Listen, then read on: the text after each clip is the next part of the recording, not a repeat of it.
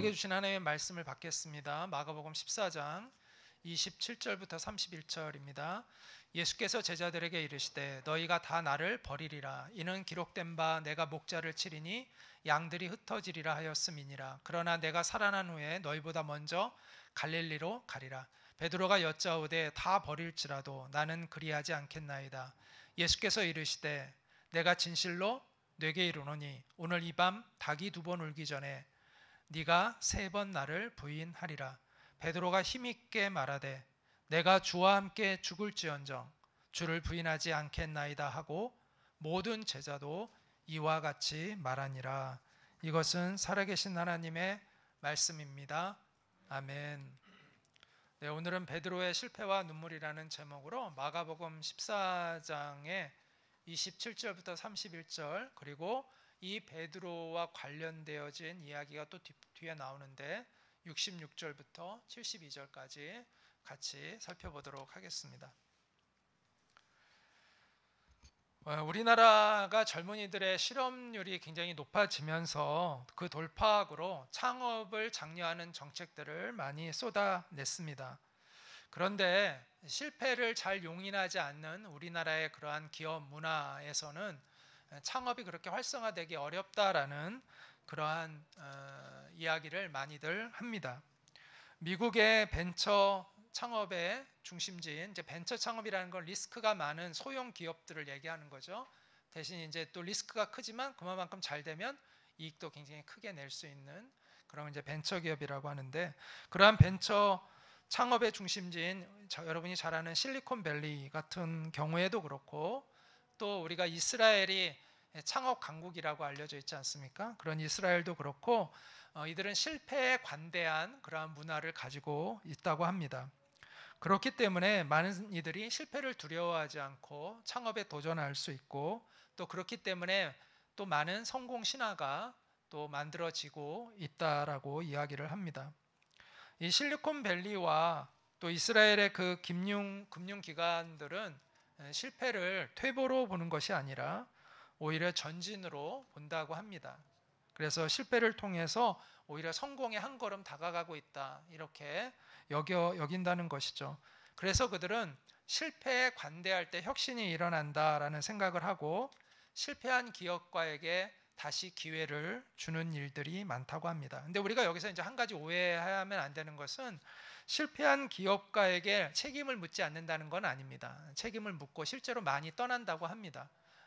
실리콘밸리에서도 쫓겨나는 경우도 많대요. 그리고 실패하면 거기에 대한 책임을 지고 대부분이 그 회사를 이제 내려놓는, 그 CEO직을 내려놓는다고 합니다. 그런데 이제 우리 같으면 그 실패한 사람에게 다시 기회를 주지 않는데, 이제 거기에 금융기관들이나 다른 회사들이 그 실패한 사람을 받아준다는 거예요. 그리고 또 다른 프로젝트를 할 수 있도록 그 사람들에게 많은 기회가 열려 있다라는 것이 이제 차이가 있다라고 합니다. 이처럼 비즈니스도 실패를 극복하면서 우리가 성공을 향해 나아가듯이 우리의 인생과 우리의 신앙 역시도 실패를 극복하면서 성장하고 발전한다라고 말할 수 있죠. 여기서 중요한 것은요, 극복입니다. 극복. 자, 실패에 주저앉는 것이 아니라 실패를 극복할 때 그 실패가 의미 있는 실패가 되는 것이죠.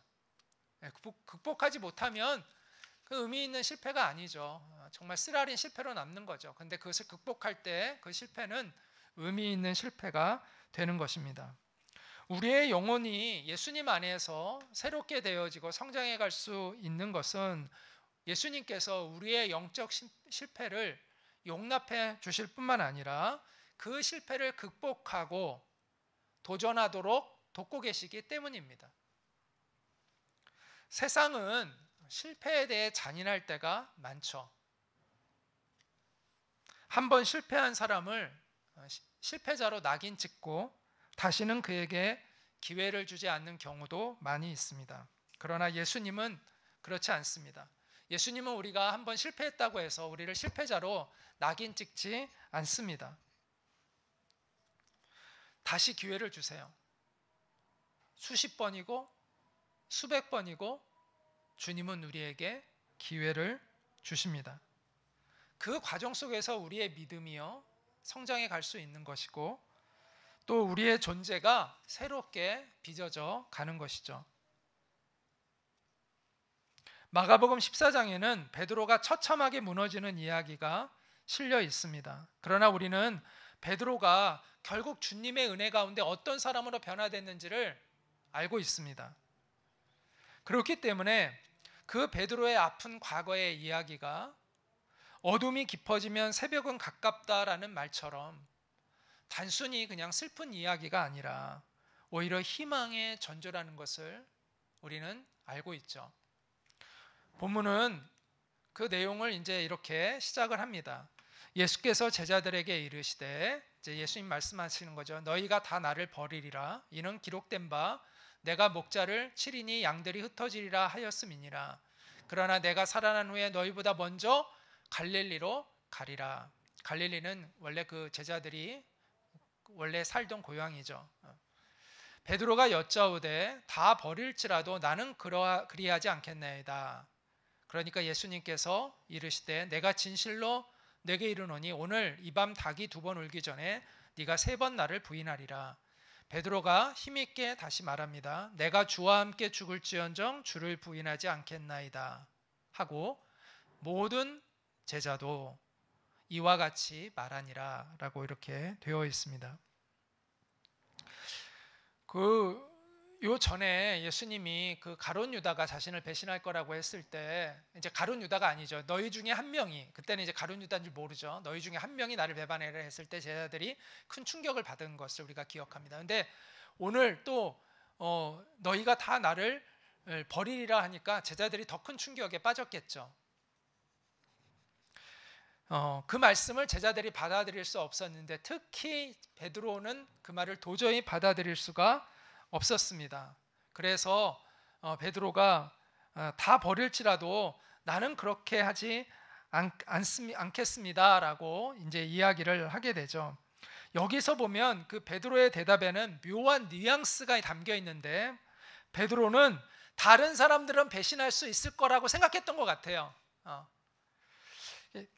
베드로가 지금 다 버릴지라도 이렇게 얘기하잖아요. 다 버릴지라도 라고 얘기합니다.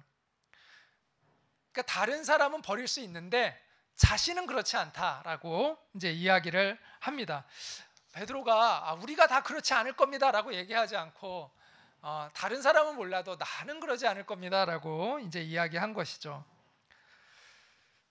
그는 100%의 확신을 가지고 있었어요. 100% 자신은 절대 그렇지 않다. 하지만 예수님은 뭐라고 대답하시죠? 닭이 2번 울기 전에 네가 나를 3번이나 부인할 것이다. 이렇게 말씀을 했습니다. 여기서 닭이 우는 시간은 자정부터 새벽 3시 사이를 의미하는 겁니다. 따라서 예수님께서 지금 이 베드로에게 몇 시간 후에 네가 이 말을 한 지 얼마 지나지 않아서 단 몇 시간 후에 네가 나를 부인할 것이다 라고 말씀하고 있는 겁니다. 그러자 베드로가 발끈하죠. 베드로가 힘있게 말하되, 여기서 힘있게 말했다. 격양된 어조로 얘기했다는 것이죠. 그러면서 내가 죽는 한이 있어도 그럴 일은 없습니다 라고 이렇게 단호하게 말합니다. 분위기가 이렇게 되니까 다른 제자들이 좀 이상해진 거예요. 가만히 있으면 안 될 것 같아요. 다른 제자들도 왠지 가만히 있으면 자기가 예수님 버린다고 긍정하는 것 같은 분위기가 되니까 다른 제자들도 지금 너도 나도 우리도 그렇지 않을 겁니다 라고 이렇게 이야기했다라고 이야기하죠. 근데 결과는 어떻게 됐죠? 제자들 모두가 예수님을 다 버리고 도망갔죠. 그나마 베드로는 조금 나은 편이긴 해요. 그래도 베드로는 도망은 했는데 그래도 몰래 따라갔어요. 예수님을 몰래 따라갔습니다. 그래서 예수님이 그 대제사장에게 신문을 받는 그 장소에서 멀리서 그것을 지켜보았습니다. 우리 이 말씀 같이 한번 54절 말씀 같이 한번 볼까요? 시작. 베드로가 예수를 멀찍이 따라 대제사장의 집 뜰안까지 들어가서 아랫 사람들과 함께 앉아 불을 쬐더라. 근데 베드로가 딱 여기까지예요. 여기까지. 다른 제자들과 다른 것은 여기까지입니다. 그리고 베드로는 자기 인생에 가장 기억하고 싶지 않은 그러한 일을 겪게 되죠. 예수님을 부인하는 그러한 비참한 순간을 맞이하게 됩니다. 그 말씀이 66절부터 72절까지인데요. 한번 따라와 보세요. 베드로는 아랫뜰에 있더니 대제사장의 여종 하나가 와서 베드로가 불쬐고 있는 것을 보고 주목하여 이르되 너도 나사렛 예수와 함께 있었도다 하거늘 베드로가 부인하여 이르되 나는 네가 말하는 것이 무엇인지 알지도 못하고 깨닫지도 못하겠노라 하며 앞들로 나갈새 여종이 그를 보고 곁에 서 있는 자들에게 다시 이르되 이 사람은 그 도당이라 하되 또 부인하더라. 두 번째 부인하는 거죠. 조금 후에 곁에 서 있는 사람들이 다시 베드로에게 말하되 너도 갈릴리 사람이니 참으로 그 도당이니라. 그러나 베드로가 저주하여 맹세하되 나는 너희가 말하는 이 사람을 알지 못하노라 하니 닭이 곧 두 번째 울더라. 여기서 저주하여 맹세한다는 것은 내가 정말 그 사람의 제자라면 나는 천벌을 받을 것이다 라고 이렇게 맹세하면서까지 예수님을 부인했다라는 것입니다. 이에 베드로가 예수께서 자기에게 하신 말씀 곧 닭이 두 번 울기 전에 네가 세 번 나를 부인하리라 하심이 기억되어 그 일을 생각하고 울었더라. 이렇게 말씀하고 있습니다. 자, 베드로가 예수님을 첫 번째 부인하는 장면의 그림이죠. 그 대제사장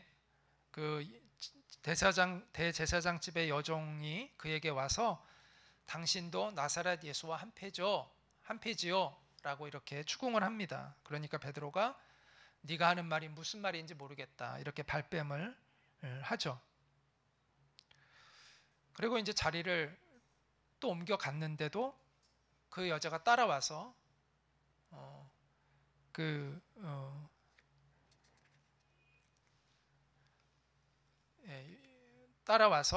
이제 그 옆에 있는 사람들에게 이 사람이 예수와 함께 있었다라고 이야기하니까 베드로가 또 한 번 그 사실을 부인합니다. 이게 이제 두 번째 부인이고요.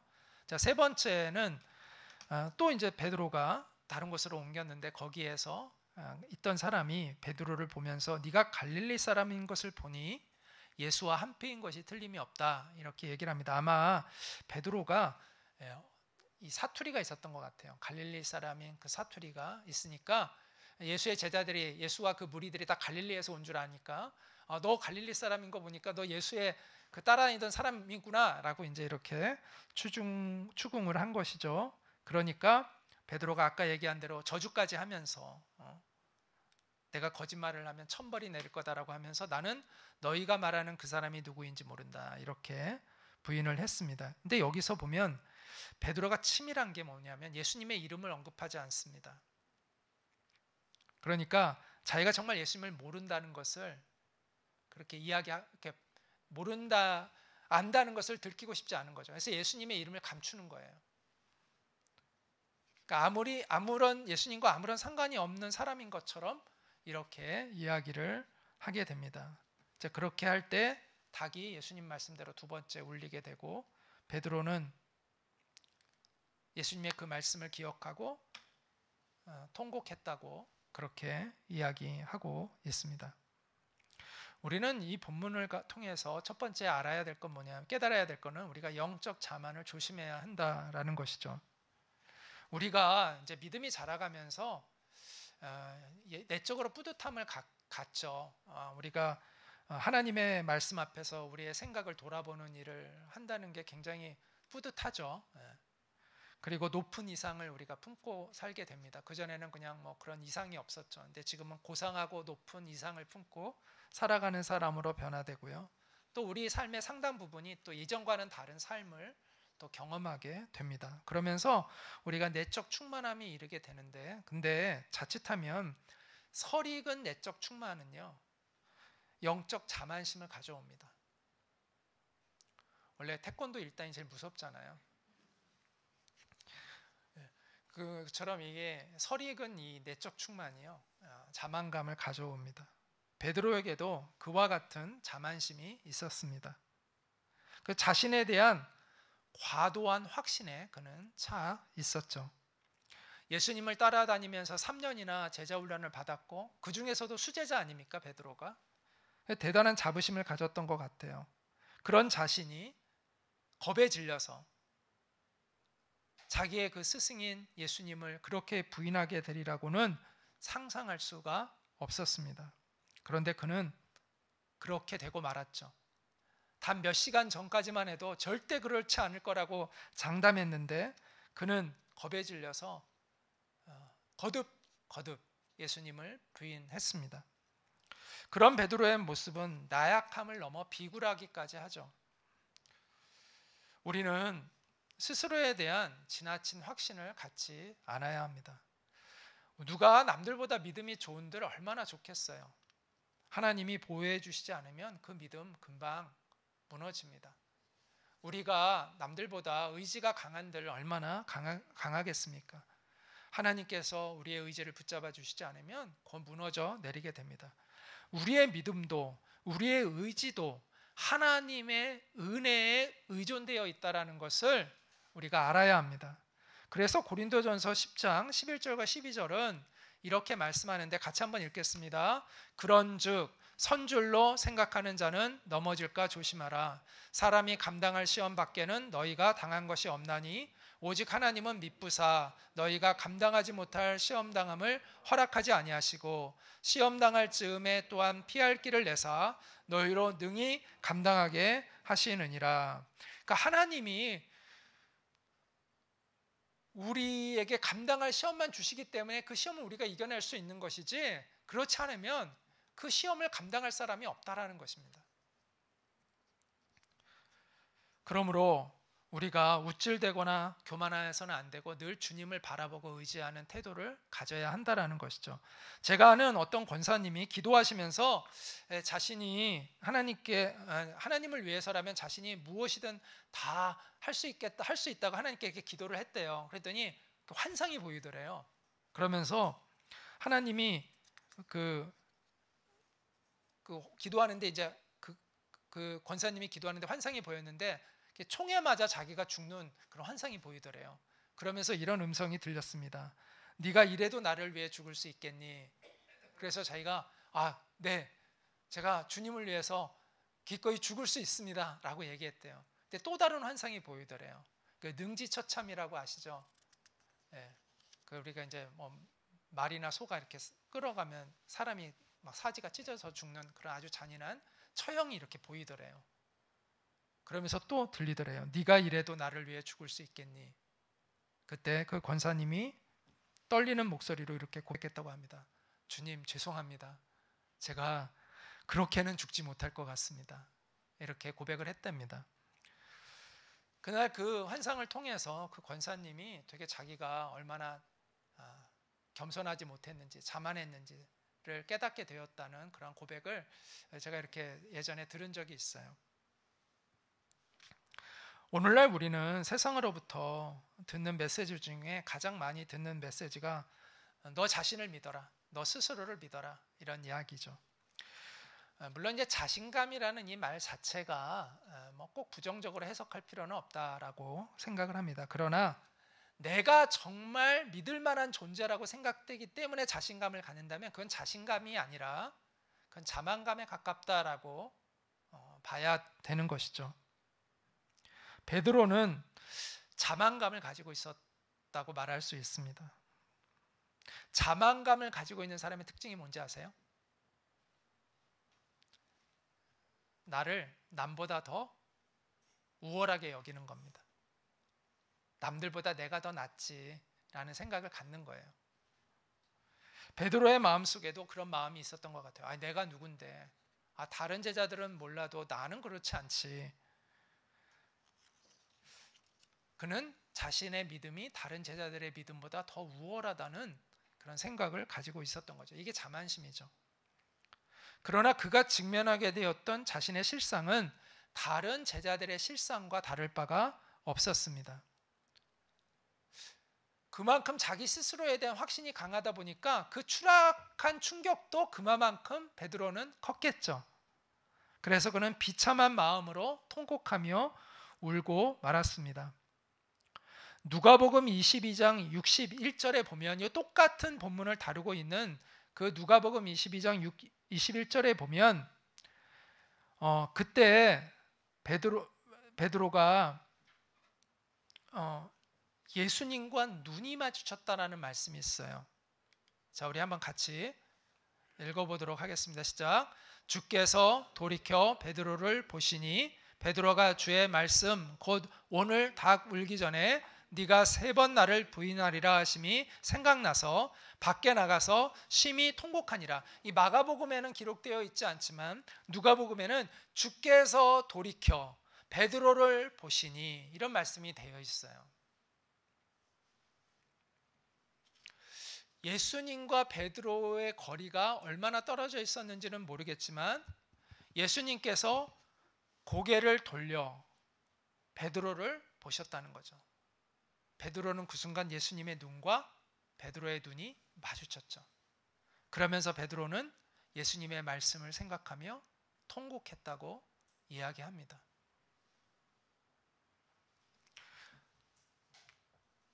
베드로를 봤던 예수님의 눈빛은 어떤 눈빛이었을까요? 여러분은 어떤 눈빛으로 바라보실 것 같아요? 조롱하는 눈빛이었을까요? 증오하는 눈빛이었을까요? 저는 상상해 봅니다. 예수님이 어떤 눈빛으로 베드로를 보셨을까? 그냥 제 생각인데 성경에 정확히 나와 있는 건 아니니까 아마 걱정하는 눈빛이 아니었을까? 베드로가 그로 인하여 좌절하고 낙심할 것을 걱정해 주시는 그런 눈빛이 아니었을까? 그 국률한 마음으로 사랑의 눈으로 바라보는 그 예수님의 눈빛을 보고 베드로는 오열하지 않았을까라는 생각을 하게 됩니다. 그래서 예수님은 부활하신 이후에 요한복음에 보면 그 자세한 내용이 나오는데 제자들보다 먼저 갈릴리로 가셨습니다. 오늘 그 마가복음에도 예수님이 갈릴리로 가신다고 말씀을 하신 것이 나오는데요. 거기서 예수님께서 누구보다도 먼저 베드로를 만나세요. 그리고 베드로를 기다리시고 베드로에게 이렇게 묻습니다. 요한의 아들 시몬아, 네가 이 사람들보다 나를 더 사랑하느냐? 이렇게 물으셨습니다. 아마도 예수님은 누구보다도 베드로를 걱정하셨던 것 같아요. 왜냐하면 베드로만큼 가장 비참한 마음이 드는 제자는 없었겠죠. 예수님을 3번이나 부인했기 때문에.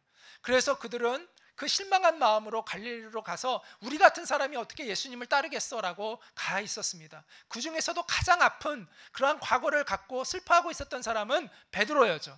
그래서 예수님은 특별히 베드로에게 다가오셔서 요한의 아들 시몬아, 시몬 베드로에게 요한의 아들 시몬아, 네가 이 사람들보다 나를 더 사랑하느냐라고 이렇게 물으셨던 것이죠.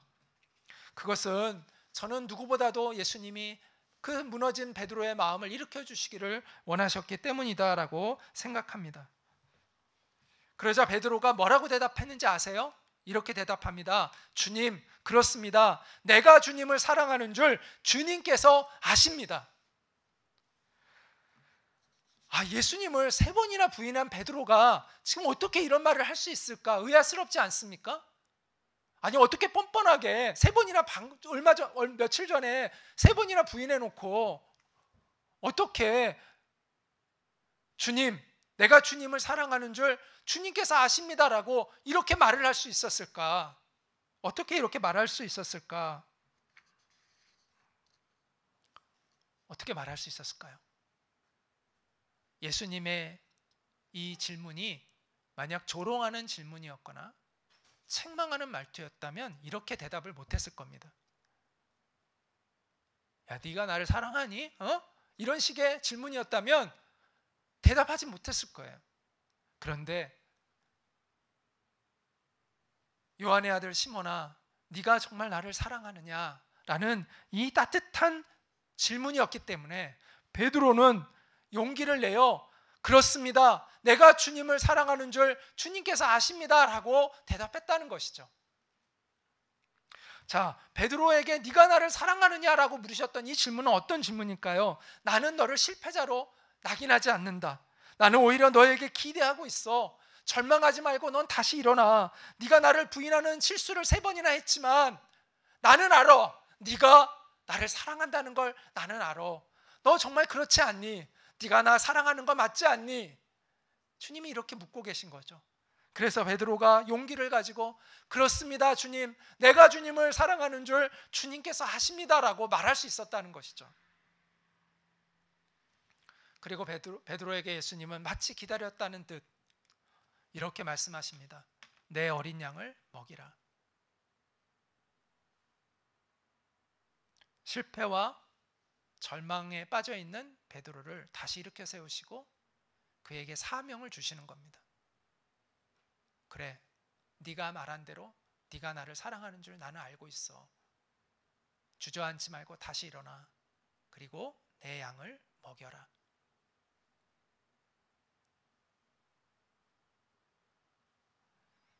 이처럼 예수님의 놀라운 포용과 인내와 사랑 가운데 베드로는 다시 새롭게 믿음의 도전을 할 수 있었고요.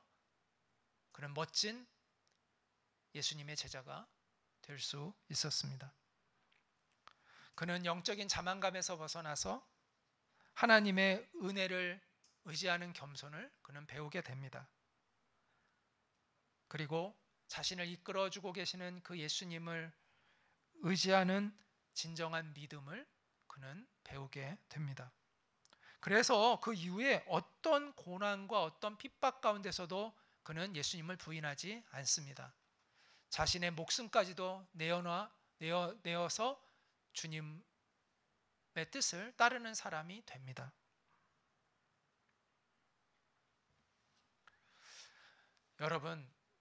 여러분은 처참하게 실패를 경험했습니까? 그래서 깊은 좌절감에 있습니까? 스스로에 대한 너무 큰 실망감에 혹시 여러분 빠져 있습니까? 그때 여러분이 마주쳐야 할 눈빛은 예수 그리스도의 눈빛입니다. 세상 사람들의 눈빛을 보지 마세요. 세상 사람들은 조롱하는 눈빛으로 여러분을 바라볼지 모릅니다. 비난하는 눈빛으로 여러분을 바라볼지 모릅니다. 어쩌면 세상 사람들은 모든 책임을 여러분에게 돌리면서 냉정하고 싸늘한 눈빛으로 여러분을 바라볼지도 모릅니다. 가장 여러분이 믿고 의지했던 사람들조차도 여러분을 외면하는 눈빛으로 바라볼지도 모릅니다. 그러나 예수님의 눈빛은 그렇지 않습니다. 예수님은 따뜻하고 안쓰러운 눈빛으로 여러분을 바라보십니다. 예수님은 여러분에게 책임을 돌리지 않습니다. 그 책임을 여러분의 그 책임을 예수님이 감당하시려고 합니다.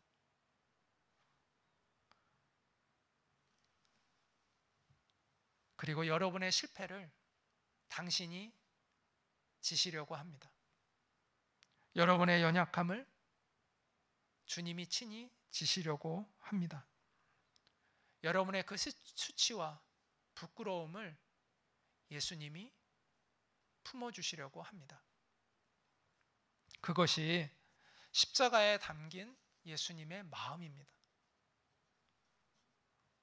십자가에 달리신, 여러분을 위해서 십자가에 달리신 그 예수님의 눈빛을 바라보십시오. 그 눈빛을 마주하면요, 우리는 다시 일어날 수 있습니다. 다시 시작할 수 있습니다. 다시 희망을 품고 다시 도전할 수 있습니다.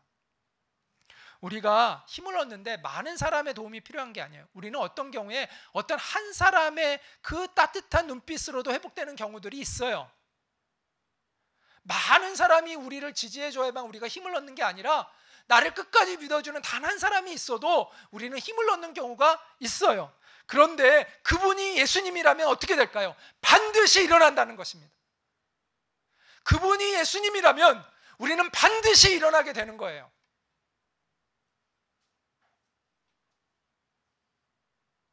여러분을 사랑하시되 끝까지 사랑하시는 그분을 바라보십시오. 여러분을 살리기 위해 십자가에 달려 죽으신 예수님을 바라보십시오. 그 내셔널 지오그래픽이라는 그 잡지가 있죠, 유명한. 거기에 실렸던 실제 이야기인데요. 옐로우스톤 국립공원에 큰 화재가 났던 적이 있습니다. 살린 감시원들이 그 피해 규모를 조사하기 위해서 산에 올랐다가 나무 밑둥에 재를 뒤집어 쓰고 돌처럼 굳어져 있는 새 한 마리를 발견합니다. 그러니까 불에 그을려 죽어 있는 거죠. 그 끔찍한 장면에 충격을 받은 감시원이 이렇게 막대기로 그 새를 이렇게 건드렸습니다. 그런데 놀랍게도 그 죽어 있는 새의 날개에서 세 마리의 새끼가 허겁지겁 나와서 달아났습니다. 어미새가 그 뜨거운 불길 속에서 자기의 자녀들을 살리기 위해서 날개로 품고 불에 그을려 죽은 거죠. 주님의 십자가가 의미하는 것이 바로 그와 같은 사랑입니다. 그래서 바울은 로마서에서 이렇게 고백합니다. 누가 우리를 그리스도의 사랑에서 끊을 수 있겠습니까? 환난입니까? 공고입니까? 박해입니까? 굶주림입니까? 헐벗음입니까? 위협입니까? 또는 칼입니까? 우리는 이 모든 일에서 우리를 사랑하여 주신 그분을 힘입어서 이기고도 남습니다.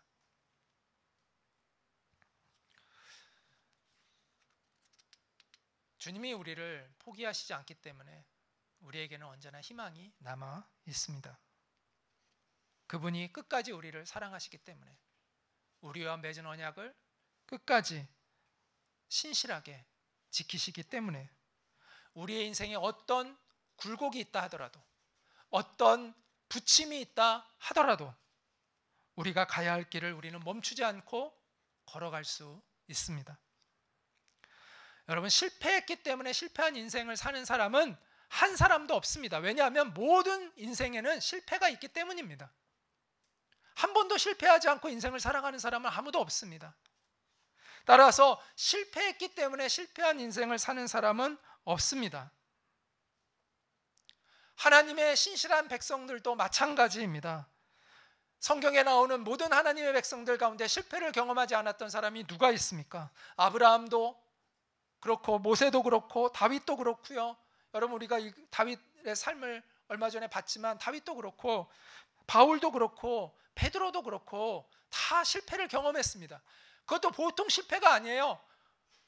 치명적인 실패들을 경험했던 사람들입니다. 그러나 그들은 그 실패를 용납해 주시고 변함없는 사랑으로 그들을 이끌어 주신 그 하나님의 은혜 가운데 그 실패를 딛고 전진하는 그러한 사람들이 되었던 것이죠. 그래서 그들은 믿음의 거인들이 되었습니다. 하나님의 역사에 아름답고 영광스럽게 쓰임받는 그런 사람이 되었습니다. 우리도 역시 마찬가지예요.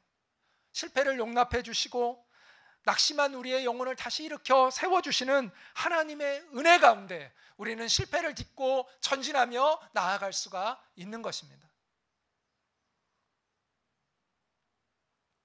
혹시 지금 실패와 좌절감에 빠진 분이 있나요? 그렇다면 지금이야말로 여러분의 인생에 가장 소중한 그분을 만날 수 있는 절호의 기회입니다.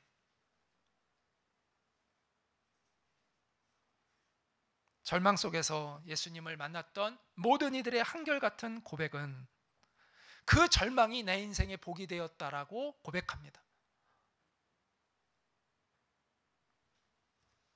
왜일까요? 그 절망이 나를 예수님께로 인도했기 때문입니다.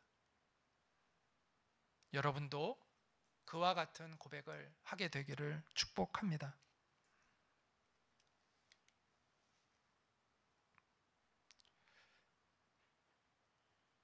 눈을 들어 사랑의 십자가를 바라보십시오. 눈을 들어 갈보리 언덕에 여러분을 위하여 십자가에 달려 계신 그 예수님을 바라보십시오. 여러분을 마음을 다하고 생명을 다하고 힘을 다하여 사랑하고 계신 그분을 바라보십시오. 그 주님의 사랑에서 우리를 빼앗아 갈 수 있는 것이 무엇입니까? 그 사랑에서 우리를 끊을 수 있는 것이 무엇입니까? 그 사랑으로부터 우리를 해체시킬 수 있는 것이 무엇입니까? 없습니다. 그래서 우리는 예수 그리스도 안에서 언제나 다시 시작할 수 있습니다. 다시 우리는 언제나 그리스도 안에서 일어날 수 있습니다. 너덜너덜해진 우리의 인생이라도 우리는 언제나 주님 안에서 다시 고쳐잡고 새롭게 출발할 수가 있습니다. 우리를 사랑하시되 끝까지 사랑하시는 그 예수님의 눈빛을 바라보십시오. 그러면 우리는 언제나 다시 일어날 수 있는 힘과 용기를 얻게 될 것입니다. 어쩌면 베드로처럼 회개하는 뜨거운 눈물과 함께 말이죠.